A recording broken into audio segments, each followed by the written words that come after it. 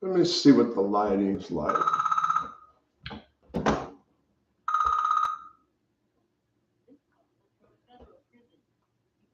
Charged for this call. This call is from This call will be recorded subject to monitoring at any time. To accept this call, press 5. To block this call and all future calls, press 7. To reject this, you may begin speaking now.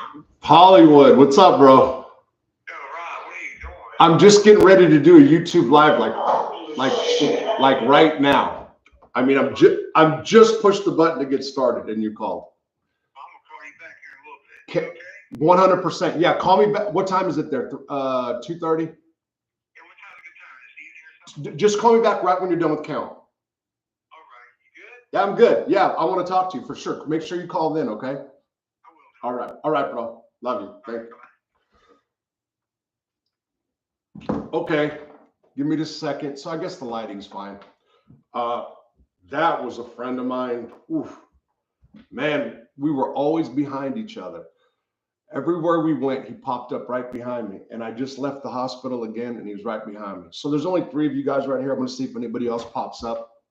This is totally random. So I guess the lighting's fine. Okay, so his volume's all right. Let me see what's up. See what comes in the comment room, or the chat room, I should say. I was sitting here answering. So I've been trying to respond to all my comments, right? So I got a few, and I'm just like, I'll just go on if this person wants to play. And I don't mean that in a bad way. I meant that, and if that person just wants to, I'll say it right now. Okay, here we go. So somebody has said, isn't the U.S. a Protestant country? I don't know the stats, to be honest, but I know why they did this to revitalize the Catholic Church in America, because America's got money. So my position, and the first thing I thought when I heard that we got a pope from the United States was that, yeah, they did it to revitalize the Catholic Church in the United States, because the United States is still one of the wealthiest countries, even if it's fake money or whatever, right? So, and where did it go? Damn it. And then, okay, so somebody said, oh, did they erase them? Well, hold on.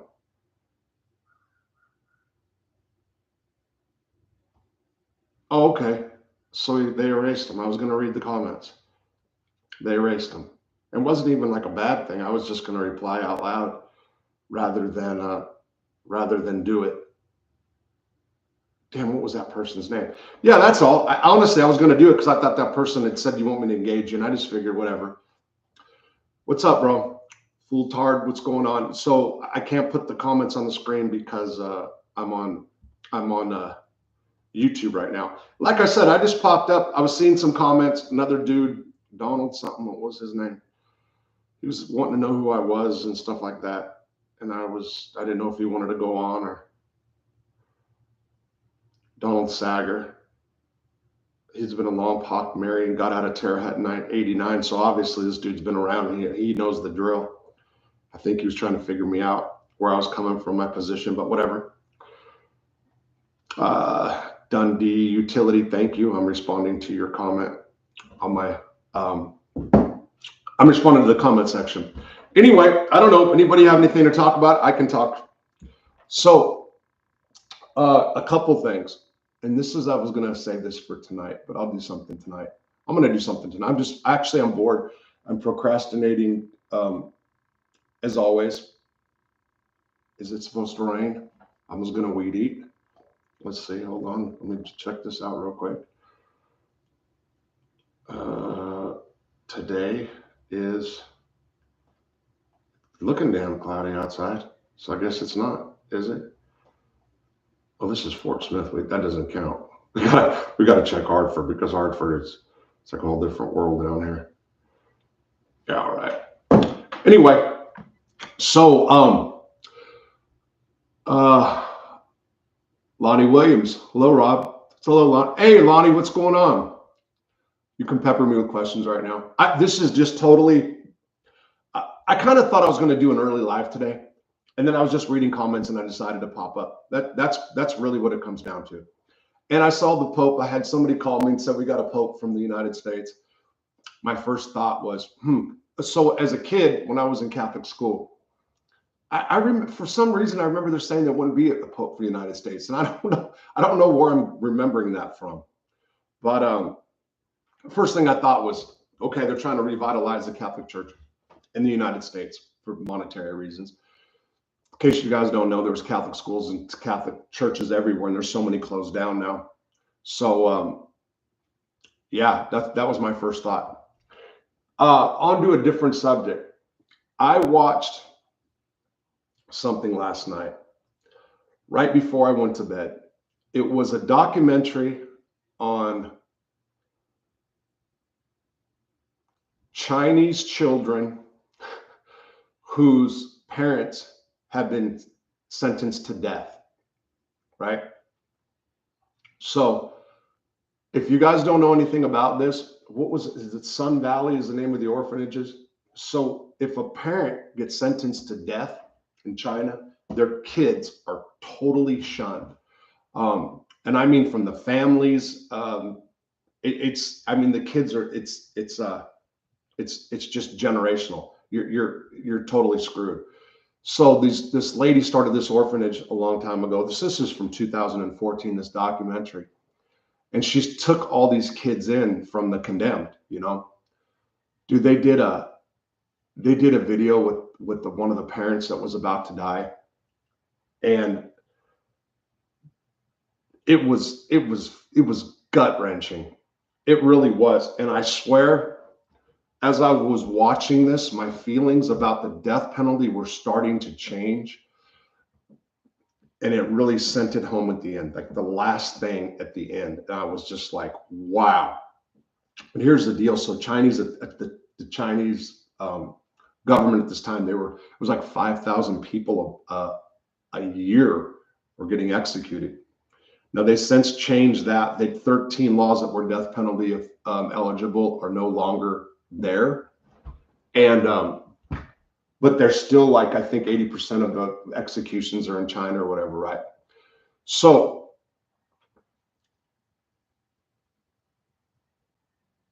the kid at the end, this little kid at the end, they were showing first of all, they were showing the whole orphanage. The lady would show up, like, let's say that these children of condemned are with their grandparents. There's one grandparent's like in their 90s, right? And this lady would show videos of the orphanage. And I thought for sure at the beginning it was like propaganda because the kids were dancing and singing and saying they were having a great time. And I'm like, maybe not, They then started showing later the Chinese kids that have become adults after being in that orphanage and stuff. Man, I'm telling you, I haven't been rocked by a documentary in a long time, and I did not expect that. I really didn't, and I didn't even expect my positions to change. So in case you don't know, I have been in favor of the death penalty, totally.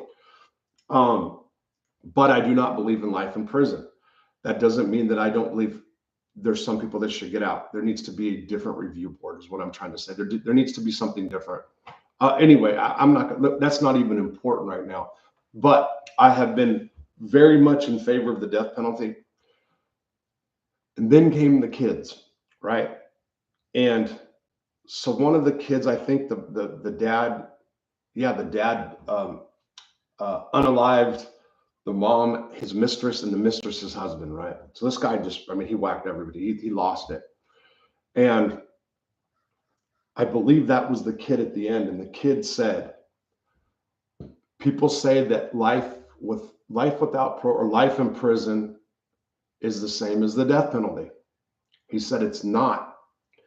At least, and this is their culture now, at least if they have life, they can still talk to their kids and show remorse.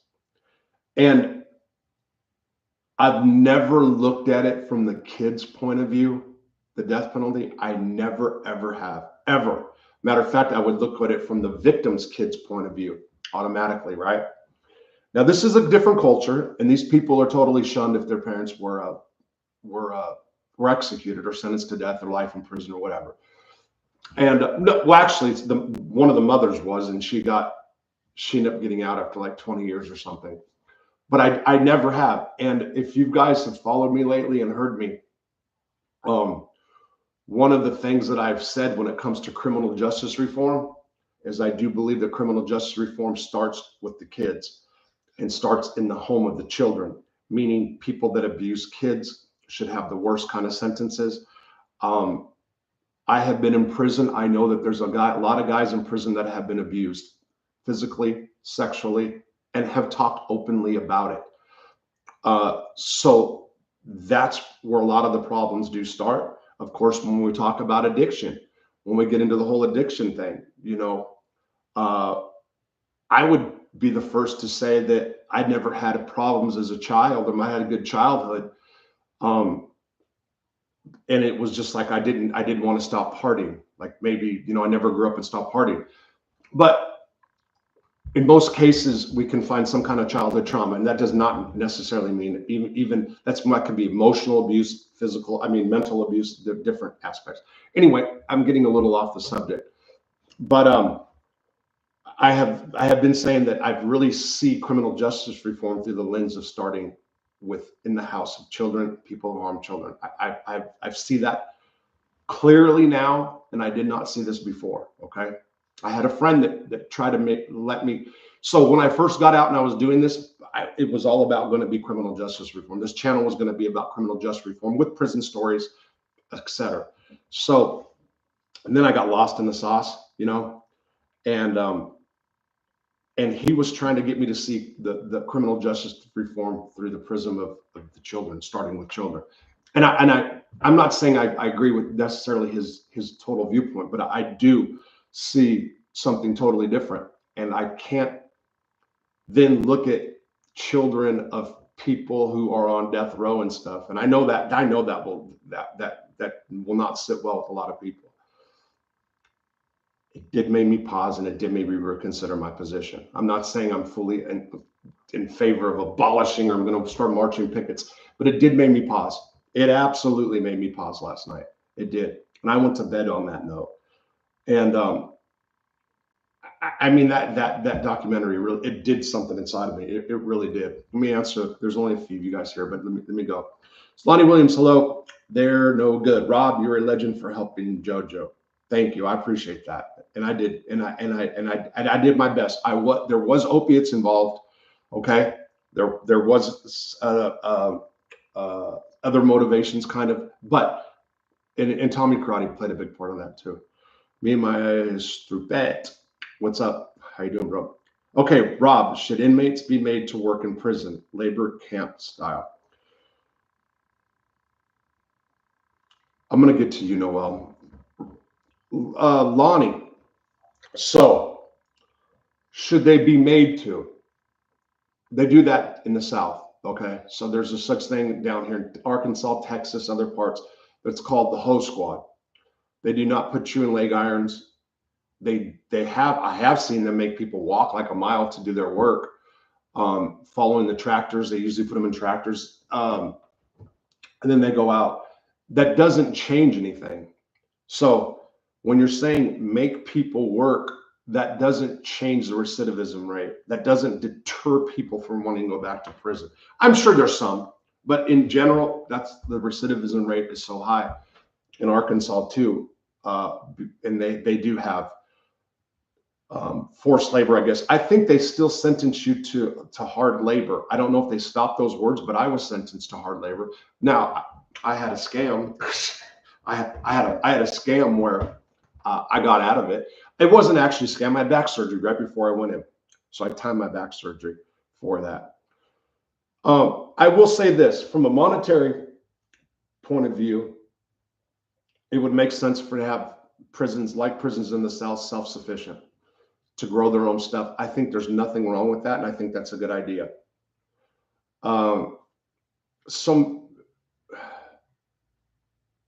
Do I think they should be forced? I guess forced is not the word, but you can earn good time credits for working. I think that would be better. That would be better put. Okay, that's just my opinion. Okay. Noel, what are some of the telltale signs of someone rocking you to sleep? I gotta do a short on rocking you to sleep. What does it mean? Rocking you to sleep means what it sounds like, just making sure that you're not aware that you're going to get hit over an ice. If you know in your gut, I would assume if you know in your gut that you did something wrong, but you've suddenly been forgiven kind of easy, or the brothers, or you can feel the tension, I'm sure, from one of the other bros. So prison's all about vibes, right? And energy. So the goal to rock somebody to sleep is to produce energy or have that energy sense that you're not rocking somebody to sleep. It's the opposite. So I would watch out for something like that. Too good to be true. You know you've screwed up, but yet you're getting a pass. You weren't, maybe you have been violated many times, meaning beat up. Pay attention to the energy. Pay attention to the energy. That's how you find out if you're getting rocked to sleep. Okay. Carmine Persico, when you met him, what did you think of him? Okay. Lonnie, this guy has good. So no, I've only got 14 people in the chat. It says there's not very many people here. Some people will watch later. Lonnie is studying for he's got an actor gig, I guess, in a movie. I assume it's a larger movie. I don't know. So he asked a lot of, well, these questions today aren't so much. Oh yeah, maybe. When I first met Carmine Persico, nothing. I knew who he was, but I didn't know anything about him or the family or what he did. Okay. I knew he was because I was in the hospital with his nephew, which somebody in the chat said I took care of JoJo. So I knew somebody, I knew that was his uncle. This guy was a captain in the family. I knew Carmine was a boss. I knew Carmine was where I was going to go. Joey Testa, I knew who Joey Testa was. I didn't know much about, well, I did know more about Joey because I knew one of his co-defendants. So I didn't think much. It wasn't like, ooh, I'm meeting Carmine. There was nothing like that to me again. And that is because I'm not from the East Coast. That's because mob life never clashed with my life or nothing like that. That's why. As far as the food anxiety, so he had, retrospect, he had anxiety in general. He rocked a lot sometimes at the table. He did talk to himself and he held court. He was getting older, but there was times when he would be at the table and he'd be thinking. He was a deep, deep thinker. And I'm sure he was still heading a family. So there's things going on that I didn't know about or even care about, but I didn't know about for sure.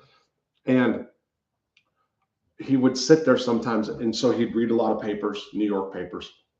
And, he'd sometimes rock back and forth. And sometimes he would start talking to himself. And he caught it. He knew he did. And then sometimes he would hold court. Like I told you, he did. But again, he was 77 when I met him. What weapons have you seen inmates manufacture in prison? Knives out of cookie sheets, which is the bottom of the bed. Okay. We call them cookie sheet. So you get the back of a watch, for example, stainless steel, and they start carving it that way. Okay, that takes so much time. Plastic bags, trash bags. You can take regular trash bags. Got to get a fire going. Got to have some water aside. OG Mike on his show, he did a video about it. I think he did. I didn't see it yet, but he did a video and he did it to see if it worked. He asked me what was one of the ways, and I said that people don't really know, but I said trash bags. Trash bags make a plastic. You can make it solid plastic out of trash bags if you melt them and then water them and melt them and water them. So water, you melt them and you want to mold them, you put water on your hands. Deodorant bottles.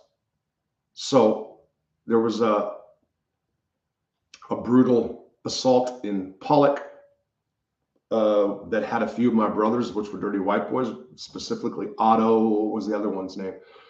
They were involved in a assault of a black guy in the shoe, and they used roll-on deodorant bottle and they melted it, and that's what they poked the guy's eyes. They poked his eyes out or whatever, and they took out all that. They didn't know what it was. What they found was a plastic point, a plastic weapon. They had no idea what it was. They took out all these products out of commissary, and not that, to eliminate weapon potential. Tray lids, plastic tray lids, screwdrivers. Screwdrivers are the best. Phillips screwdrivers to a point, like an ice pick. That's like the best. Of course, they start looking if they're missing a tool, they'll start tearing apart the compound. Okay. Do you think mentally disabled people serving life without the possibility parole be euthanized? No, I don't think so, Lonnie. That's a tough one, but I don't think so. Objectively speaking, the purpose of hard labor, working in factories and so on in prison would be to prevent the inmates from assailing each other and reduce the chances of violence happening. That's bullshit, Lonnie. That is totally crock. I saw more of that kind of violence in Arkansas than anywhere else, and that was a working facility. So that's dead. That's out the window. Given the inmate skills to use on the outside as well could be an angle of the. Oh, okay. So again, if a person wants to go in there and max their time out, let them max their time out.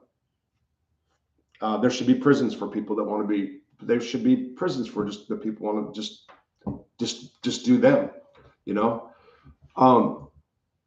And there should be prisons. There should be options in prison geared toward people bettering themselves. We're talking a lot more money but that's what has to happen. The recidivism rate is way too high in this country. Programs are lacking. Do not believe the programs that you read about. Do not believe. So you'll have firsthand accounts of guys that got out of prison and talk about the good ones. The dental lab. I have a friend that pops up in here a lot. The dental lab, they taught people how to make dentures. That was well meaningful, and this guy got out and made a living off of it. There are CDL stuff that they do, but they can't get their license in prison, but they can get prep for it. So yeah, computers. I also think the prisoners should be able to start their own businesses, and they should have an office or an area. So they have these in certain, I forgot what they're called. So they have places in, like I know Terre Haute had one where you don't have to have an office space